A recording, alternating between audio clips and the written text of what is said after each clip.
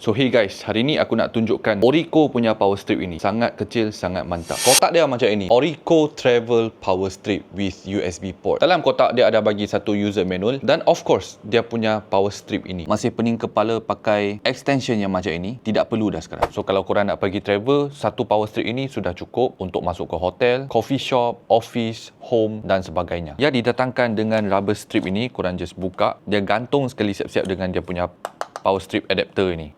Plug dekat sini. Untuk panjang kabelnya 1.2 meter. 2 AC port, 2 USB port, 1 Type C port. Dia ada pelbagai safety protection seperti over voltage, over current, short circuit, overheat protection. Dan kalau korang nak letak dekat dinding, ini adalah wall mount dia.